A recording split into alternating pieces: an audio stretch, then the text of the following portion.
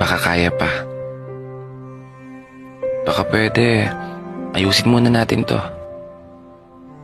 Bago mo ako tuluyang bitawan at tuluyang iwanan.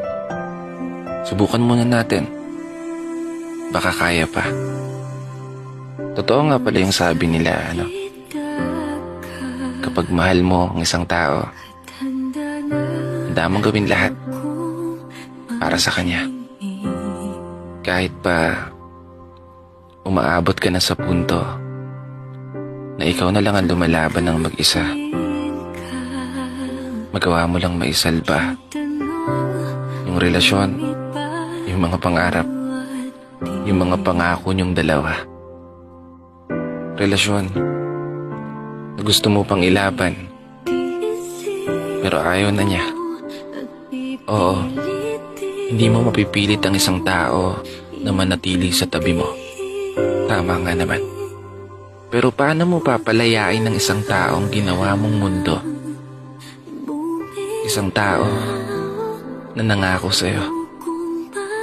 Isang tao na pinagkakatiwalaan mo ng gusto. Isang tao na nag-iwan ng napakaraming alaala na ngayon ay bangungot sa'yo. Mga alaala na kusang sumisilip at tahimik na umuukit sa aking mga mata. Kasabay ang pagguhit ng mga luwang hindi ko alam kung bakit. Marahil sa sakit na nararamdaman ko. Siguro dahil na rin sa lungkot na nararamdaman ko. Ikaw ba? Ano bang nararamdaman mo? Kasi ano man ang maging desisyon mo, rarespetuhin kita. Kung gusto mo pang ayusin to, tara, ayusin natin. Pero kung talagang ayaw mo na, palalayain na kita. Ang gulo-gulo mo kasi. Pinasaya mo ako nung umpisa. Tapos iiwanan mo lang din pala akong mag-isa. Pero huwag kang mag-alala. Kaya ko naman to. At alam ko, makakabangon din ako. Makakalimutan din kita.